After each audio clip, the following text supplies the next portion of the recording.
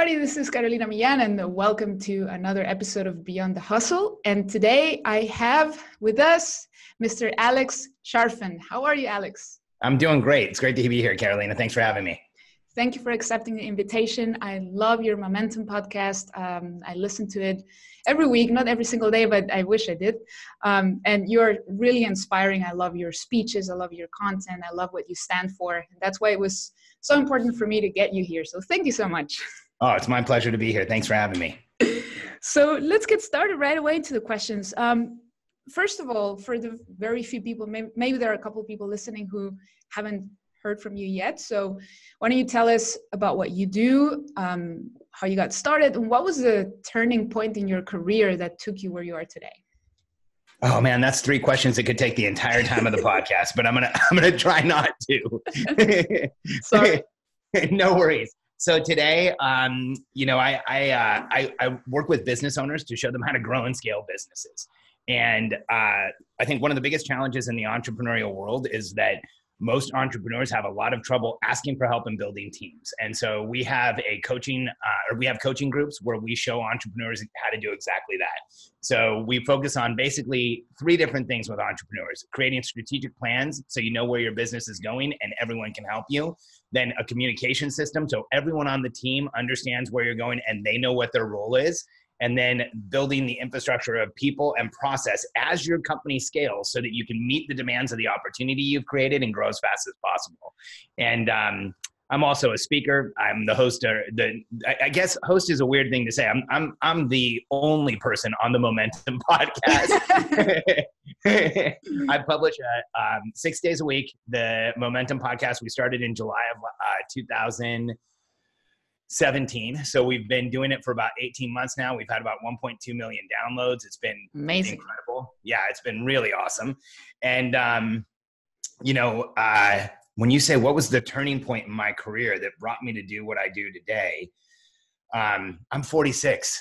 My entire life has been turning points. It's hard to isolate it to what got me here. But the reason that I started coaching business owners is that and showing people how to build teams and grow and scale is I spent my early career in my 20s, from about 21 to mid 30s. I was a Fortune 500 consultant and a Global 100 consultant. In fact, I did a ton of business in Latin America, where you're from. Cool. I used to do business with what country are you in? Chile. Okay, cool. So I used to have an office in Santiago. Whoa. And yeah, I love Santiago. It's such an awesome city. Anyway, let's not get distracted because I could talk about that for the whole podcast, and some of the nicest people in the world, but, and some of the most hard to understand Spanish accents in the world. Let's be honest. I know. I'm an exception though. I'm an exception. People tell me, are you sure you're from Chile? Because you speak very well. Yeah, I can understand you. Yeah. Colombia, best Spanish accents. Chile, half the time I didn't know what people were saying. I'm sorry. But, I've spent my entire career showing people how to grow and scale businesses. In my 20s and 30s, I worked with companies like Logitech, Fuji, Memorex, Targus. We worked with them to get into the US market and into the Latin American market. And we showed them how to grow and scale their businesses. And so there's a lot of different turning points in the progression to today, but I've spent my entire life focused on the question, how do you make business grow? And there was a point in time in my 20s where I feel like I resolved that and I figured out how to make businesses grow. But here's the problem. If you don't make people grow along with the business, you can grow the business out of the people or away from the people or ahead of the people. And I saw that happen too many times. I had way too many of my clients had businesses go out of business from indigestion, way too much opportunity than not enough opportunity. So I've spent my whole career figuring out how do you grow the business, grow the people, maximize and capitalize on an opportunity, and keep everyone in momentum. Amazing. That sums it up. You did good. Thank you. So talking about momentum, I know that's the title of your podcast as well. How do you recognize when you're having momentum, and how do you keep it going?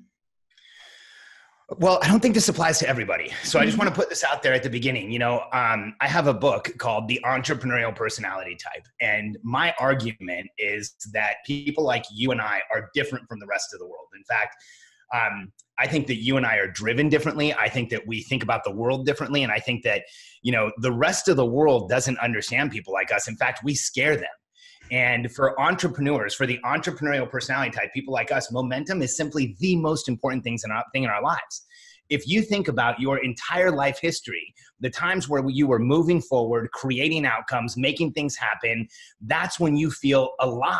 That's, for every entrepreneur, I go out and speak and I'll ask, can anybody in the room remember a period of momentum? And the whole room raises their hands. And I say, what did it feel like? And they say things like, it was ecstasy. It was incredible. It was like a high. It was like getting buzzed. It was like the best time of my life. And then finally somebody says, it was like I felt alive.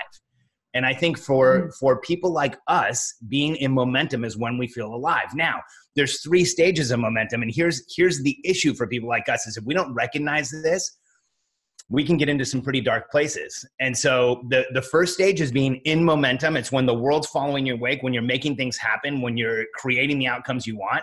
You know what that feels like, right? Yeah. What does it feel like for you? Well, some of the things you mentioned, like it feels great. It feels like you're fulfilling a mission. It feels like you're bigger than yourself most times.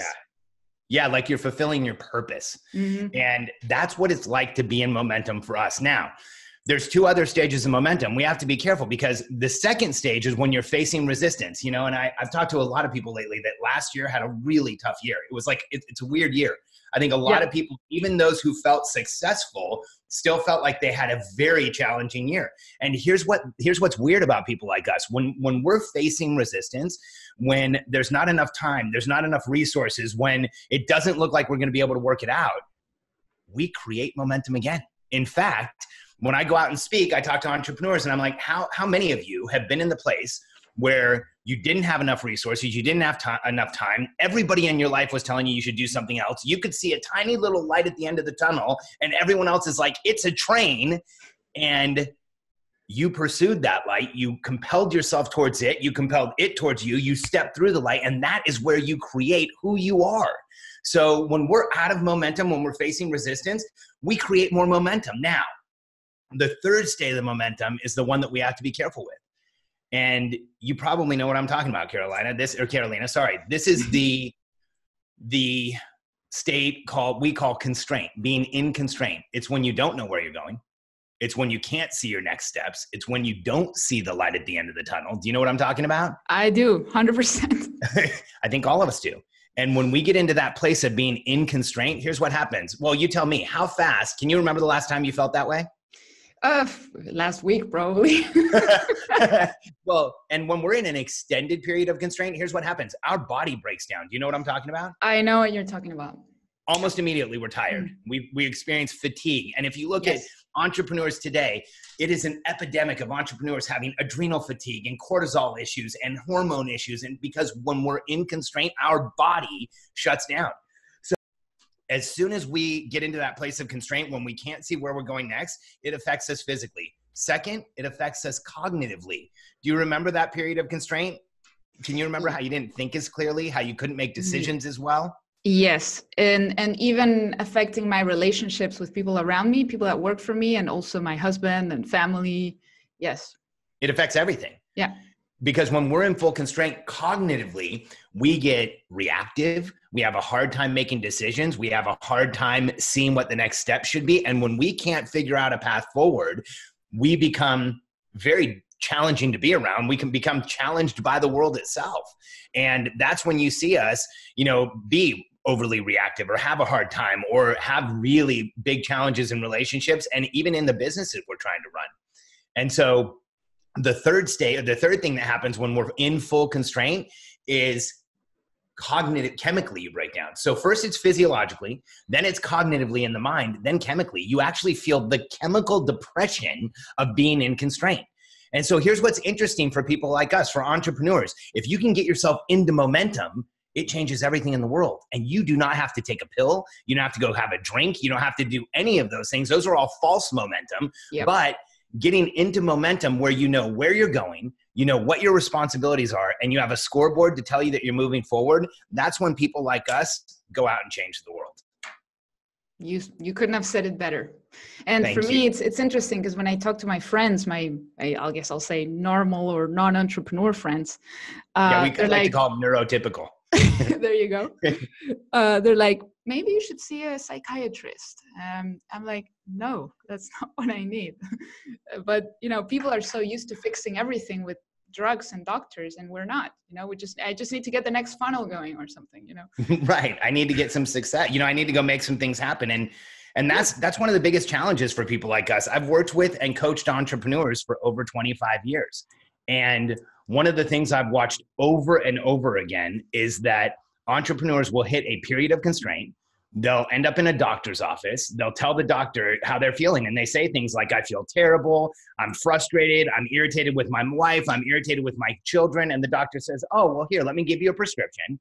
And they write a prescription for a pill that does something that's horrible for people like you and I. It cuts off the communication from mind to body. So it doesn't change your situation. It doesn't make things better. It numbs you to what's going on. And so those prescriptions are incredibly damaging for people like us, because when we get into a place where we get mind-body disconnected, we can't exist in the world. And so one of the biggest issues I see in the world today is that people like you and I get into the wrong office on the wrong day in the wrong state of mind, and they get prescribed, or they get diagnosed as bipolar, depressed, ADD, ADHD, like any of the common medicatable issues that we have today. And you spend 5 minutes in a general practitioner's office and you walk out with the label of bipolar and 2 or 3 different psychiatric drugs that you should never be on. And I have a huge issue with it, because for years I've watched friends and clients and people that I know go down that path, and I've never really seen it work out well. No, I don't. I very rarely see it work out well on anyone. So, let alone on entrepreneurs. Yeah, no doubt. Yeah. So, what do you think? What do you think is the reason why entrepreneurs struggle? Not just with stress and all of this, but frustration. And how do you think we can snap out of it? I include myself because it happens to me as well. How do you snap out of it? Like in your own personal case, when you face a challenge, how do you not dwell on it? You get into momentum. So and this is for everyone listening. There are 3 requirements for you to be in momentum as an entrepreneurial personality type. And there's only 3. There's not like hundreds. And the problem with how we exist in the world today is you go to a goal setting seminar and they'll have you looking at 50 different things. But here's what we need to be in momentum. 1, we need a clear outcome. We have to be pursuing something that we understand, that we know, that it's clear what we're going to achieve. In fact, Carolina, can you remember a period of momentum in your life? Yeah. Actually, last year I had a few good momentum periods. Yes. What was one of them? Well, there was a moment where one of my businesses seemed to be scaling pretty much, and I decided to take more risks, and I started to double my advertising budget and taking more chances, and the results were coming in, and that gave me the confidence to keep doing it.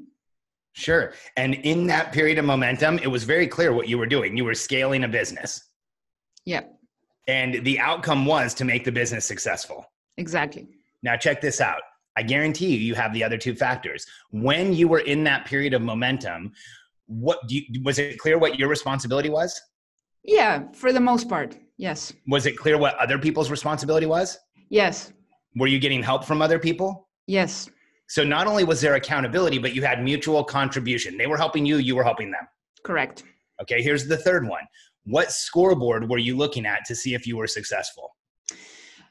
Probably not all the ones I should have, but I was mainly looking at the numbers, making sure that you put $1 and $2 or $3 were coming out.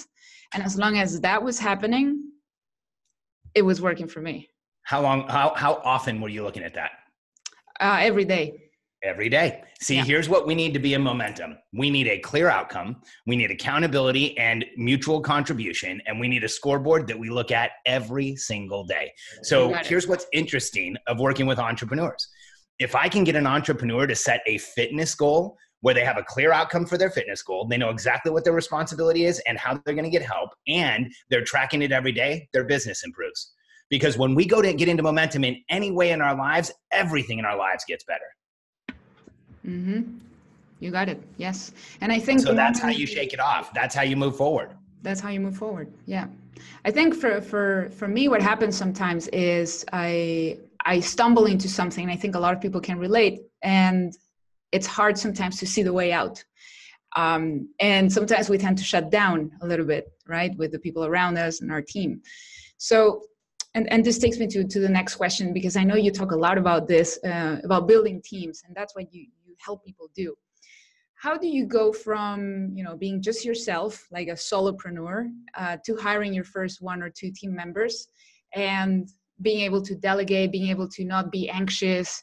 Oh, what if they don't do it the way I do it? Because that was one of my first limitations. Nobody's going to do it like I do it, right? But it's that's silly. The lie that every entrepreneur tells themselves. I know. It's the most common entrepreneurial lie, is that I'm the only person who can do this. Can you imagine if Steve Jobs was like, I'm the only person who can do this? Like, Apple wouldn't even exist today. If Elon Musk was like, hey, I'm the only person who can keep the books for Tesla and SpaceX and the Boring Company. And, that's what entrepreneurs do. And so when the transition from being on your own to getting those first couple team members is one that you have to really do intentionally. And here's the problem for most entrepreneurs. We are terrible at asking for help. In fact, I call it the entrepreneur's dilemma. Here's the entrepreneur's dilemma, or the entrepreneurial personality type dilemma. Either way you want to look at it, is that we need more help than the average person to reach the destination that we want. But any request for help leaves us feeling vulnerable and exposed. And so we're terrible at asking for help. And so here's how you cross that chasm when you're first starting, is you hire within a system. You don't just go hire somebody to help you. The problem with most entrepreneurs is they get overwhelmed and then they hire whoever is closest to them most of the time. It's like a brother, a sister, a friend, somebody on Facebook, somebody who said they could help them, a person down the street. They don't intentionally look at what they need. You're laughing because you did it, aren't you? At some point. Yeah, no, at some point, every entrepreneur does it. I don't think I've ever done it in my career, because I was, when I started my business at 21, I was in an area where I didn't know anybody. So I didn't have the luxury of hiring people that I knew. I had to go out and recruit. And so here's what you do when you're first starting out. And this is for anyone listening who's just starting to get help. Maybe you have one person, maybe you haven't hired anybody yet. Maybe you're about to hire somebody else in your company. This is the best way to make the transition and make it work for you, is you do a 2-week time study. And here's what a 2-week time study is. We coach this, we train this, we have all of our clients do it. We have them carry sheets of paper and they write down everything they're doing in 15-minute increments. So every 15 minutes, you write down what you're doing. Then at the end of 2 weeks, you look at it and you mark what is strategic and what's tactical. And strategic is anything you have to do. Tactical is anything anyone else could do. And you take that sheet and write S or T next to every single thing on that sheet, and anything that's tactical, that's what you offload to the person that you're going to hire. And so here's why that works so well. Most of the time when entrepreneurs are hiring, they just grab somebody and say, help me. They don't really know where they need help. But if you can separate strategic and tactical and bring somebody in to take the tactical away, here's what naturally happens. Here's what always happens. You will increase how much strategic time you're spending in your business. And here's an equation every entrepreneur needs to hardwire in their minds. The more strategic time you spend in your business, the faster the business will grow. And so when you conduct a time study, you turn that time study into a job description, you hire somebody right like at that job description, and then you bring them in to do everything that was tactical, your life is going to change. Brilliant. Brilliant. I think for me, I started with some of that. And then I got somewhere down the road, I got lost between what was strategic and what was tactical. What do you think is the fastest way to tell, oh, this is tactical, oh, this is strategic? Well, here's the challenge that we all face, is that at different times it's different. So I'll give you an example. When I first started, Katie, when I first started this coaching company that we run right now, we actually restarted our business in July of 2017. So about 18 months ago, we started this new product, the Billionaire Code products, everything we have today. And at the very beginning, what was strategic was for me to sell. For me, because I had to build a sales system, for me to be able to deliver coaching, because I was the person who had the coaching knowledge. and for me to be able to build the products. Well, now that's not strategic anymore. Coaching, we have a system around coaching. We have 2 coaches that coach. And so as soon as you can offload something, that's when it's not strategic anymore. So next week, or actually already, we have 1 salesperson on board. And so I'm offloading sales. So what you have to look at is at any given time in your company, what is it that you must be doing? And if you can't convince yourself you must, then somebody else should be doing. And it goes without saying that bookkeeping and accounting and answering the phones and doing your email and picking up the laundry and all those things are never strategic. I think that's safe to say, because when I look at businesses like Tony Robbins, right? You wonder, it's like there's probably one thing that he cannot delegate, which is being on stage, right? Yeah. But everything else, he always shares how he doesn't do anything else. Yeah. So that's the goal. It's when you conduct a time. So we have our clients all do a time study every 3 months. And when you are consistently looking at everything that's tactical, offloading it every 3 months, what happens is in a few years, you end up in that position, just like Tony Robbins, where what you're really doing is your highest and best use. Because let's be honest, nobody's going to ever fill Tony Robbins' shoes on stage. All you have to do is go to one of his events. It's part motivational seminar, part rocks concert, part freak of nature show because he's so huge. I remember when I shook his hand, my hand stayed straight. It was like shaking a bunch of bananas. And, so nobody's ever going to replace him in that regard, and probably nobody ever should. But here's what's interesting. If you go to Date with Destiny or if you go to Business Mastery, Tony speaks about 20% of the time. So he's even gotten to the point where doing all of his events is no longer strategic for him. It's more strategic to have an expert in the room that speaks instead of him. And so there was a time where Tony was doing all of it. Yeah. And little by little, he got to the place where now it's only what is strategic. I remember back in when I was younger, he used to do 4 days of the Power Walk seminar, the Unlimited, UPW? Awaken the Power Within. The 4-day weekend. What is it called? UPW, Unleash the Power Within. So I went to that when I was 19 years old, and Tony had always done all 4 days. Well, when I was 19, 27 years ago, he stopped doing the 4th day. He offloaded the 4th day on diet to somebody else. Well, these days, sometimes in some events, he does 1 or 2 days and somebody else does the rest. So there's always a push to how do you increase your strategic time and how do you decrease your tactical time? Let's be honest. Here's the challenge. Most entrepreneurs never think of their business this way, but the whole job of the business is to make your life easier. The whole job of your team is to make your life easier. And here's the problem. Most entrepreneurs don't think that way because we think of it as being selfish. In fact, we have a hard time asking for help because in our minds, we should be doing it ourselves. And a lot of us grew up in a way where we were told, hey, you should do it yourself. Don't be lazy. Don't be, but the fact is, the more you offload as an entrepreneur, the greater a contribution you can make and the more important you are to the people around you. Yeah, you're right. And even for me, sometimes, with a few people that work for me, I feel bad about asking for more things. That's why I was listening to your podcast today. You were talking about fully utilizing people. Yeah, I don't know. Utilize or else. Yeah, I don't know if it was today's episode or a few days ago, but I was like, yeah, that makes so much sense. Sometimes you have people with great talents and you're not utilizing them properly. If we can go a little bit deeper into that, how do you help them? How do you help your team rise and utilize them fully with their skills? Well, I mean, that's one of the most difficult things to do as an entrepreneur and the way we coach it. And here's the problem. Less than 1% of businesses do. In fact, the numbers don't lie. 88% of people worldwide do not like their jobs. I mean, every time I say that, I get goosebumps and I feel a little sick in my stomach. Last time I checked one of those studies, it was 67. Now it's 88. Wow. Well, 67% of people in the United States don't like their job or are disengaged in their jobs. But if you look at the people who don't like their jobs, worldwide, it's 88%, which means that 88% of the workforce worldwide is disengaged, doesn't like, or isn't, because here's the measurement you want to look at is how many people are actively engaged. Worldwide, it's 12%. And the reason is that most people in most businesses are treated as people as process, and they're never given the opportunity to get into momentum. And here's what you need to have in an entrepreneurial business to get your team in momentum.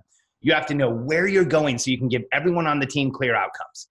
You have to know each person what they're accountable for so they know what their role is and what everybody else's role is. Just like we talked about earlier, And then you have to provide everyone with a scoreboard, where here's the problem. 99% of entrepreneurial businesses fall down on step one because they don't have a strategic plan. They don't know where they're going. They can't tell their team what the outcome is. So instead, it's like, get a bunch of stuff done. And then the next day is get a bunch of stuff done. And the next day is get a bunch of stuff done. There's no finish line. Unless you give people a finish line, they will disengage and get frustrated. Because if my job is to come in and do what I did yesterday over and over and over again and do it better for you, who cares? But if you can give people a clear outcome, clear accountability, and a scoreboard, you put them in a situation where they can win. And that's how you make your team move forward. That's brilliant right there. I think that's the key to growth and sustainability in a business. It absolutely is. Yes. Yes. Especially with a team. Especially with a team. And even when it's just you should also have a clear outcome and a scoreboard and everything. Otherwise, just a hamster. Yeah, no doubt. No doubt. So I know we only have like 1 more minute. So the last question would be about the Billionaire Code. If you can just share what it is, how you came up with this, and where people can learn a little more about it. So like I've said, I've spent most of my life asking the question, how do you make business grow? And part of the research that I did around that was to study successful people. And I studied successful people with the belief that if I looked at enough successful people, I would start to see patterns. And here's what's interesting. When you look at 10 successful people, you don't see patterns, you see differences.